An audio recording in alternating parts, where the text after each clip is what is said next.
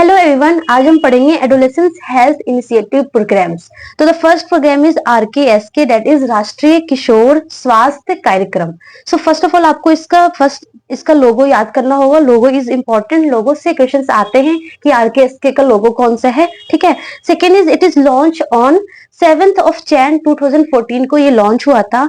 And ये जो RKSK जो प्रोग्राम है, इसका जो टारगेट ग्रुप है कौन है? ऑफ कोर्स एडोलेसेंस होगा, क्योंकि एडोलेसेंस हेल्थ इनिशिएटिव प्रोग्राम है।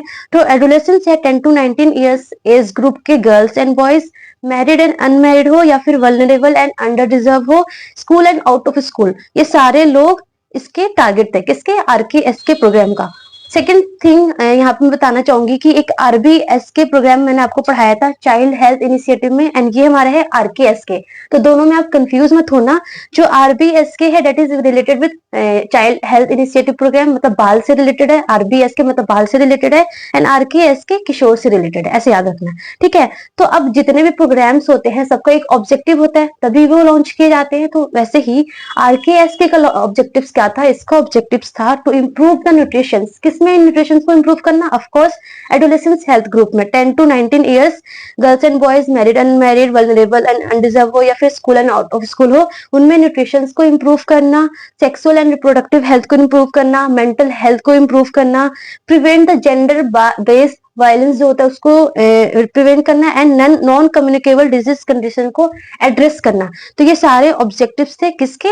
राष्ट्रीय किशोर स्वास्थ्य कार्यक्रम के। अब ये ऑब्जेक्टिव्स थे, तो इस ऑब्जेक्टिव्स को फुलफिल करने के लिए कुछ स्ट्रेटेजीज बनाएंगे, तभी तो ये ऑब्जेक्टिव्स फुलफिल होंगे। तो जो हमारा स्ट्रेटेजीज बनाया गया था that is peer education.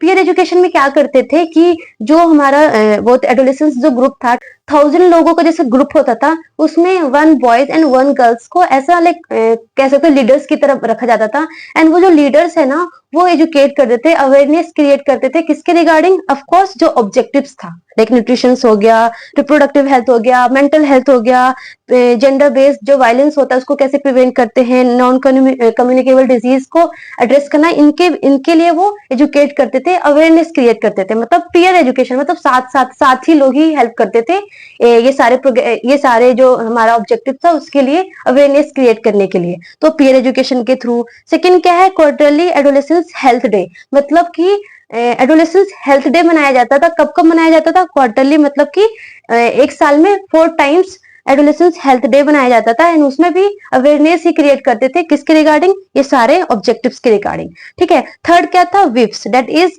Weekly iron folic acid supplementation. इसमें क्या था कि 100 mg iron plus 500 microgram folic acid weekly देते थे, प्लस बाई एनुअल डीवॉर्मिंग भी करते थे WIFS के अंडर। ये किसके अंडर आता है? हमारा आरकेएस के, मतलब राष्ट्रीय किशोर स्वास्थ्य कार्यक्रम के अंडर ही आता है। प्लस और क्या करते थे? That is MHS, that is menstrual hygiene scheme, and AFHSC, that is adolescence friendly health clinic. तो ये क्या है? ये हम आगे पढ़ेंगे। एडोलेसेंस फ्रेंडली हेल्थ क्लिनिक क्या है? एडोलेसेंस फ्रेंडली हेल्थ क्लिनिक में क्या करते थे? क्लिनिकल एंड काउंसलिंग सर्विसेज दिया जाता था ऑन एडोलेसेंस हेल्थ इश्यूज के टॉपिक के ऊपर। वो सारे टॉपिक्स थे लाइक कि हमारा रिप्रोडक्टिव एंड न्यूट्रिशन हेल्थ हो गया, मेंटल हेल्थ हो गया, इंजरीज एंड वायलेंस हो गया, सेक्सुअल हेल्थ हो गया, नॉन कम्युनिकेबल डिजीज हो गया, मेंटल हेल्थ हो गया। ये सारे टॉपिक के रिगार्डिंग काउंसलिंग देते थे। कौन देते थे? वो जो देते थे they are like medical officers हो सकते थे, या फिर ANM, या फिर काउंसलर्स होते थे। ये मेडिकल ऑफिसर, ANM या फिर काउंसलर्स होते थे, वो इन सारे टॉपिक के रिगार्डिंग काउंसलिंग देते थे। ठीक है। एंड आइडेंटिफाई करते थे कि इससे रिलेटेड कोई इश्यूज है तो नहीं है ना, वो आइडेंटिफाई करते थे। तो ये कहाँ कहाँ देते थे? लोकेशन कहाँ होता था? लाइक PSC पे, प्राइमरी हेल्थ सेंटर पे, या फिर कम्युनिटी हेल्थ सेंटर पे, या फिर डिस्ट्रिक्ट हॉस्पिटल पे हो गया, या फिर मेडिकल कॉलेजेस। ये सारा लोकेशन था जहाँ पे ये सर्विसेज दिए जाते थे। ठीक है। तो हमारा एडोलेसेंस फ्रेंडली हेल्थ क्लिनिक, मतलब कि एडोलेसेंस को फ्रेंडली हेल्थ क्लिनिक देना, क्लिनिक एज ए क्लिनिक के थ्रू काउंसलिंग देना। ठीक है। ये हमारा एडोलेसेंस फ्रेंडली हेल्थ क्लिनिक हो गया। दूसरा हमारा है सेकंड क्या था? Menstrual hygiene scheme. इसमें क्या है? That is launch by ministry of health and family welfare. Same जो आरकेएस के अंडर जो लॉन्च किया गया था सेम था। कब लॉन्च किया गया था? 2011 में। जिसका जो एम था, एम क्या होगा? नाम से ही पता चल रहा है, मेंस्ट्रुअल हाइजीन स्कीम, मतलब कि to promote the menstrual hygiene among the adolescence girl. ठीक है। एडोलेसेंस गर्ल्स का ग्रुप, मतलब कि 10 to 19 इयर्स के ग्रुप को मेंस्ट्रुअल हाइजीन के रिगार्डिंग एजुकेट करना।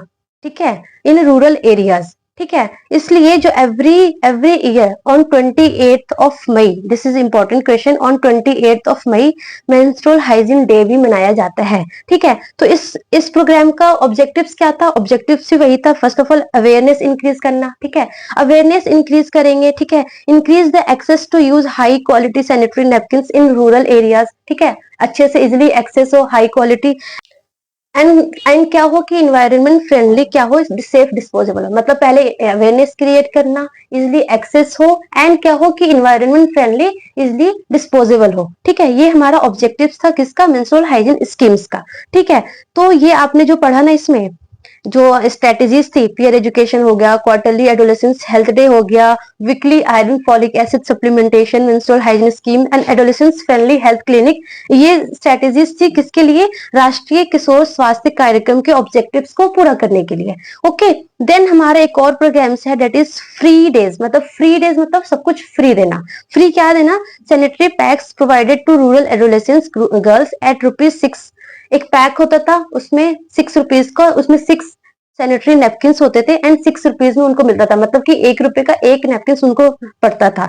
कहाँ पे? रूरल एरियाज में। किसके थ्रू? आशा के थ्रू। मतलब आशा जो है वो जो सैनिटरी नैपकिन का जो पैक होता था वो एडोलेसेंस गर्ल्स को देती थी। ठीक है, तो आशा इज रिस्पॉन्सिबल फॉर डिस्ट्रीब्यूशन। अब वो बांट रही है आशा वर्कर्स, तो उनको इंसेंटिव्स मिलता था। कितना इंसेंटिव्स मिलता था? लाइक एक एक पैक पे उनको ₹1 मिलता था, प्लस उनको पर्सनल यूज के लिए भी उनको फ्री मिलते थे। एवरी मंथ उनको फ्री मिलता था पर्सनल यूज के लिए भी, प्लस एक एक पैक पे उनको ₹1 मिलता था। ठीक है, तो ये हमारा फ्री डेज हो गया। तो it's very simple, free days मतलब कि free providing the sanitary napkin, like ₹1 में एक, तो बहुत ज्यादा, लाइक बहुत फ्री काइंड ही हो गया। लाइक ₹1 का एक तो कहीं नहीं मिलता ना, तो काइंड ऑफ फ्री। कौन देता था? आशा वर्कर्स देते थे। ठीक है, आशा को कितने इंसेंटिव मिलता था? एक पैक पे ₹1 मिलता था, प्लस उसको पर्सनल यूज के लिए भी मिलते थे। ठीक है, देन नेक्स्ट हमारा है किशोरी शक्ति योजना। तो जो किशोरी शक्ति योजना है ना, ये आप जब आईसीडीएस पढ़ोगे ना, आईसीडीएस प्रोग्राम्स पढ़ोगे, उसके अंडर ये आप पढ़ोगे किशोरी शक्ति योजना। तो किशोरी शक्ति योजना, जैसे कि आईसीडीएस प्रोग्राम को किसने लॉन्च किया था? Ministry of women and child development के अंडर ये लॉन्च किया गया था। तो सेम किशोरी शक्ति योजना को भी कौन लॉन्च किया था? Like under ministry of women and child development के अंडर ये लॉन्च किया गया था। सिंपल है। ठीक है, तो जो इस किशोरी शक्ति योजना का जो एम था, इसका एम क्या था? Empower the adolescence girls. जो एडोलेसेंस गर्ल्स है उनको इम्पावर करना। अब किसी को इम्पावर कैसे करेंगे? By improving the health, nutrition, education and life skills and discourage the early marriage. देखो, नाम से ही आपको याद हो जाना चाहिए, किशोरी शक्ति योजना मतलब किशोरी को शक्ति बनाना। अब शक्ति कैसे बनाएंगे? उनको एजुकेट करा के, उनका न्यूट्रिशन जो स्टेटस है वो इम्प्रूव करा के, है ना, उनको लाइक उनका जो हेल्थ है उसको इम्प्रूव करा के, प्लस कुछ लाइफ स्किल सिखा के, सो दैट वो लाइफ स्किल सीख लेगी तो क्या होगा कि वो इजिली कुछ फाइनेंशियली इंडिपेंडेंट बन पाएगी, कुछ कर पाएगी, है ना। तो इससे लाइक फाइनेंशियली इंडिपेंडेंट हो जाएगी तो ऑफकोर्स शक्ति उसकी इंक्रीज हो जाएगी, है ना। And discourage the early marriage. तो किशोरी शक्ति योजना का यही एम था। ठीक है, सिंपल एम था, बहुत अच्छे से आपको याद हो जाएगा, ऐसे याद कर लेना। किशोरी शक्ति योजना मतलब किशोरी को शक्ति बनाना। कैसे शक्ति बनाएंगे?